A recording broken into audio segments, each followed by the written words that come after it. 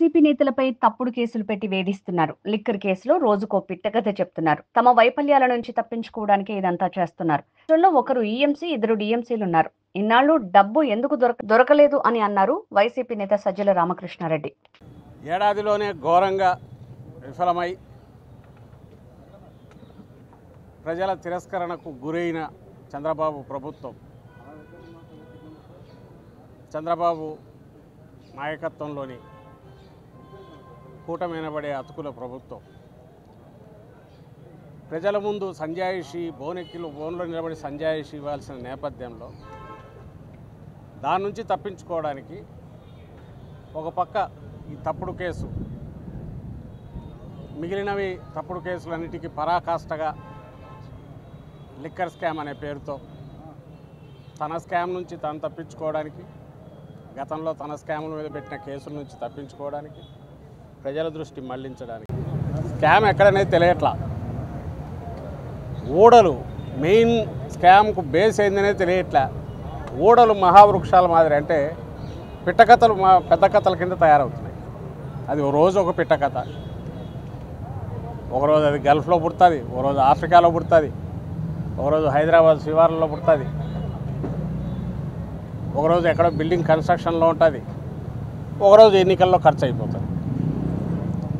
ఈ స్కామ్ నుంచి వచ్చినవన్నీ కూడా ఇన్ని రకాలుగా 3,500 అనేవి తెలిసి 3,500 కోట్లని తెలిసి ఒక 35-40 వేల కోట్లకు సంబంధించిన లెక్కలు చెప్తున్నారు. ఇంత చేసి ఎక్కడ స్కామ్ ఎక్కడంటే దానికి సమాధానం చెప్పలేకపోతున్నారు. ఎందుకంటే లేదు కాబట్టి. దీని ద్వారా ఏం బెనిఫిట్ అవుతున్నారా అంటే తమ వైఫల్యాలను నుంచి తప్పించుకోవడానికి, ప్రజలకు ఆన్సర్ ఇవ్వాల్సిన పరిస్థితి నుంచి తప్పించుకునే ప్రయత్నం చేస్తున్నారు. అందుకే వాళ్ళ మీడియా చూసినా ఇక్కడ కూడా ఉన్నట్టున్నాయి, వాళ్ళ టీవీలు చూసినా, ముద్దుగా మనం ఎల్లో మీడియా అని పిలుచుకునే టీవీ ఛానళ్ళు, పేపర్లు చూసినా ఇవే బ్యానర్లు కనపడుతుంటాయి. పథకాల గురించి ఉండదు, పథకాలు ఎందుకు చేయలేకపోయామనేది ఉండదు, లేదా మేము ఇచ్చిన హామీ నుంచి తప్పించుకుంటున్నారు అని జనం నిలదీస్తున్న దానికి ఆన్సర్ ఉండదు. ఇవే కనపడుతుంటాయి. ఇంకో పక్క జగన్మోహన్ రెడ్డి గారు ప్రతిపక్ష నాయకుడిగా ప్రజల్లోకి వెళ్లకుండా ప్రజల్ని ఎట్లా కట్టడి చేయాలనే విషయం మీద రెండో దృష్టి. మూడవది, వీటన్నిటిని మరిపించడానికి ఈయన వారానికి 3 రోజులు ఢిల్లీలోనో హైదరాబాద్లోనో 3-4 రోజులు ఇక్కడ ఉంటే ఆయన విజన్ 2070 గురించో 3010 గురించో చంద్రబాబు నాయుడు గారు అధికారులతో రివ్యూలు, ఇంక ఇది చాలదని ఇప్పుడు సింగపూర్, బహుశా రేపు యూరప్ యుఎస్ కూడా వెళ్తారు. మరి చైనాలో పెద్ద అంత దృష్టి ఉన్నట్లేదు, జపాన్ అంతకుముందు ట్రై చేసినా అయినట్ల, ఇటుపక్క ట్రంప్ దగ్గర కూడా పోతారేమో తెలియదు. ఏతావేత ఇప్పుడు రాష్ట్రంలో ఏముందయా అంటే ఒక ఈసీఎం ఉన్నాడు, 2 డీసీఎంలు ఉన్నారు.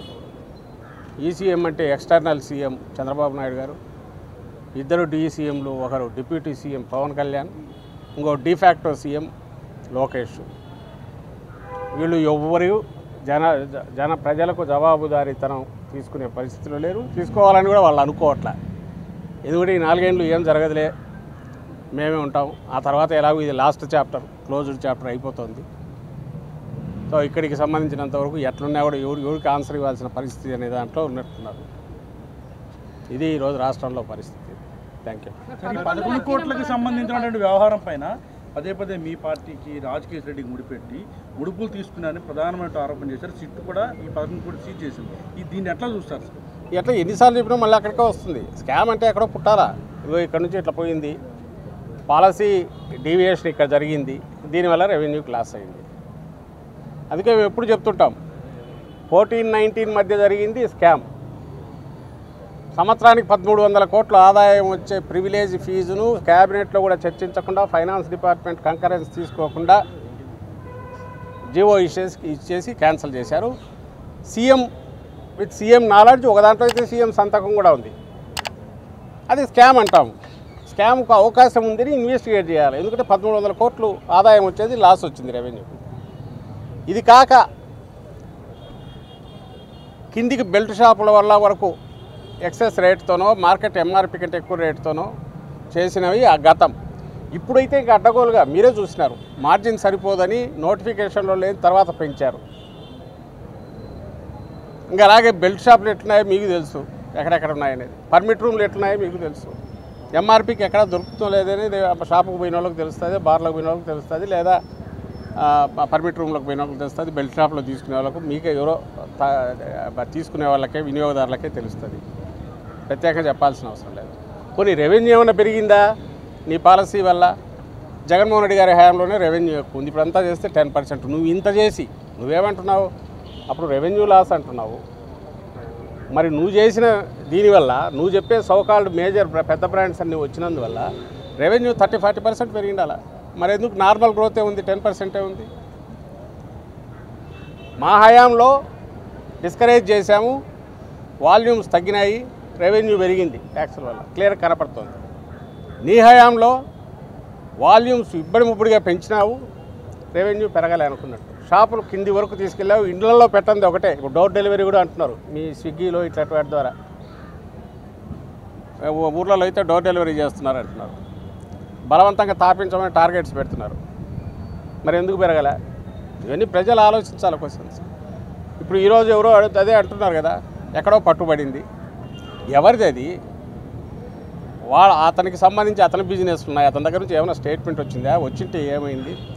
వీళ్ళే అతన్ని A1గా ఉన్న రాజు కేసిరెడ్డిని తను చాలా బ్రహ్మాండమైన వ్యూహకర్త, డాన్ అని లెవెల్లో ఉన్నప్పుడు తలకాయ ఉండేవాడు. నువ్వు ఎన్నికలు అయిపోయిన రోజు నుంచి నువ్వు ఈ స్కామ్ ఉంది మేము ఇది చేస్తాం అది చేస్తాం అన్నప్పుడు, ఎన్నికలు అయిపోయి అతను అరెస్ట్ అయింది 90 రోజుల ముందు.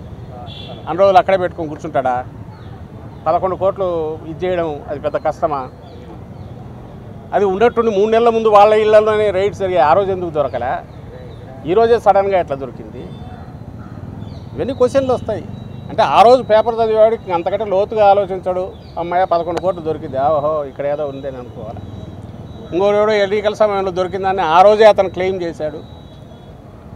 ఆ రోజే ఓ పెద్ద మనిషి ఎవరో ఇది నాదన్నాడు. కొన్ని ఈ రోజు కాదు, ఇప్పుడంటే స్కామ్ అంటున్నారు, లింక్ చెవిరెడ్డి భాస్కర్కి లింక్ చేస్తున్నారు.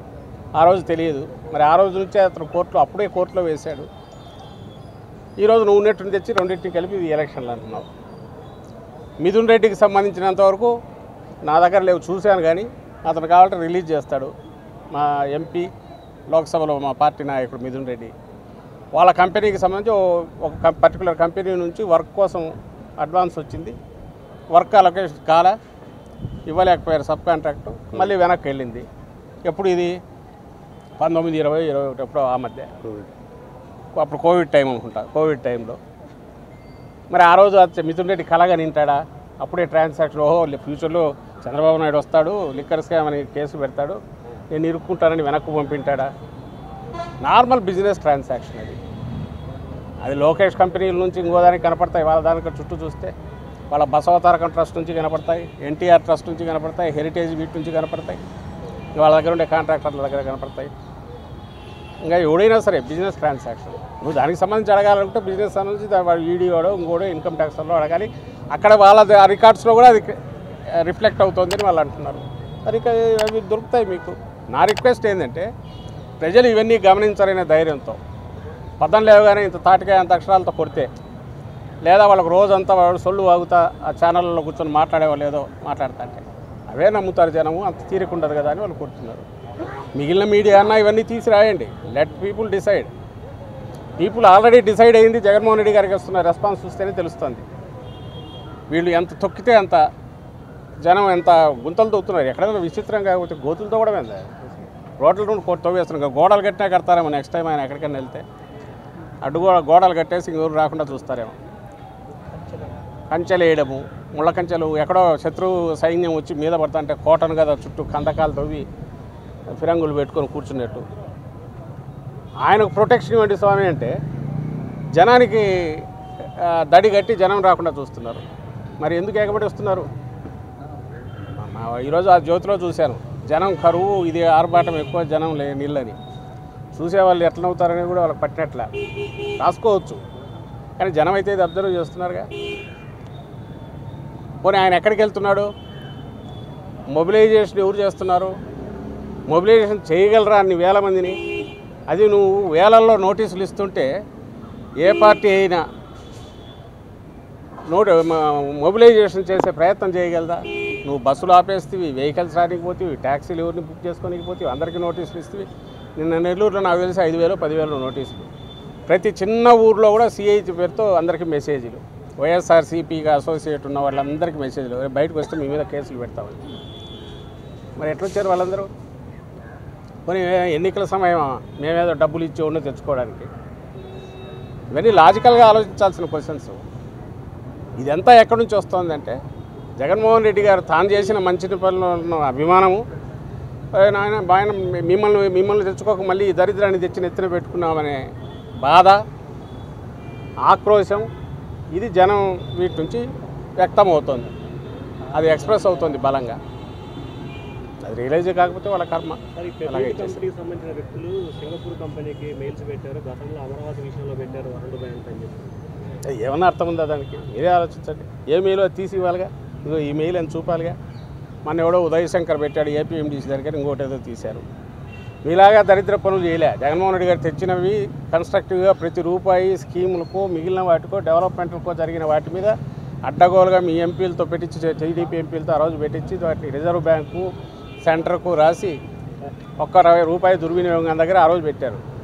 ఈసారి ఎవరో అట్లా వేయట్లా. ఏపీఎండీసీ రియల్గా క్వశ్చన్ చేస్తున్నావు. నువ్వు కాన్స్టిట్యూషన్ వైలేట్ చేసావు. నువ్వు నేరుగా ఖజానా మీద ప్రైవేట్ వ్యక్తులకు గ్రిప్ ఇచ్చావు. నీకు పే చేయలేకపోతే కార్పొరేషన్ నువ్వు ఖజానా నుంచి నేరుగా తీసుకోమని హక్కు ఇచ్చావు. You don't have that right. Government only ధర్మకర్త తప్ప ఓనర్ కాదు. చంద్రబాబు హెరిటేజ్ సొమ్ము కాదు, లేకుంటే చంద్రబాబు ఇంట్లో ఇది కాదు, వాళ్ళ డబ్బు కాదు. అప్పుడైతే ఇచ్చుకోవచ్చు నీ డబ్బు. నువ్వు ప్రభుత్వం అనేది ధర్మకర్త మాత్రమే. అది ఎడాపెడా నువ్వు ఒక కార్పొరేషన్ చేసిన అప్పులకు ఖజానా మీద హక్కు ఇవ్వడం అనేది ఫస్ట్ టైం హిస్టరీలో. అది ఓపెన్గానే పాయింట్అవుట్ చేస్తున్నాం. దానికి ఎవరి ద్వారానో రాయించాల్సిన అవసరం ఏముంది? ఓపెన్గానే పాయింట్అవుట్ చేస్తున్నాం. సో పిఎల్ఆర్ నుంచి రాయాల్సిన అవసరం ఏముంది? సింగపూర్ రాసి వాళ్ళే చెప్పారు కదా, వాళ్ళ మంత్రే. నాయన మేము బుద్ధి ఉంటే అప్పుడంటే ఈశ్వరన్ నుండి వచ్చి పెట్టాడు, మేము అట్లా రాము, కావాలంటే వేరే దాంట్లో టెక్నికల్ సపోర్ట్ కానీ మిగిలినవి ఇస్తాము, కన్సార్షియంలో కానీ ఓపెన్గా వచ్చి అయితే రాము అన్నారు. వాళ్ళకు రుచి తెలిసింది. ఇక్కడ అవినీతి ఈయన అక్కడి వరకు తీసుకెళ్ళాడు, ఈశ్వరన్ రూపంలో తెలిసింది. ఈశ్వరన్ కూడా జైల్లో పడి రిలీజ్ అయ్యాడో ఉన్నాడో తెలియదు ఈయన దెబ్బకు, చంద్రబాబు శాఖకు. సో సింగపూర్ వాళ్ళకు కూడా అనుభవం అయిపోయింది కాబట్టి వాళ్ళు జాగ్రత్తగానే ఉన్నారు. అదే వాళ్ళ మంత్రి ఈయన అక్కడ ఉండగానే శాలువా కప్పించుకొని అప్పుడే స్టేట్మెంట్ ఇచ్చాడు, ట్వీట్ చేశాడు, మేము ఇట్లాంటి కన్సార్షియం దీంట్లోకి అయితే రామని క్లియర్గా చెప్పాడు. నీ ఎక్కడుంది నీ పలుకుబడి? నువ్వు రాయించుకునేదే నీ వెనకబడి తీసుకుపోయి కదా, అప్పుడు దావోస్కి పోయి బిర్యానీ ఇది పులిహోర పెడుతున్నాం ఇట్లా అన్నట్టు ఇప్పుడు పోయి ఇట్లాంటి చేయొచ్చు, రోడ్ షో చేసేదో చేస్తున్నామని చెప్పచ్చు. నీ మీడియాలో నువ్వు రాయించుకోవచ్చు, అంతే తప్ప ఎవరు నిన్ను అమ్మే పరిస్థితి లేదు.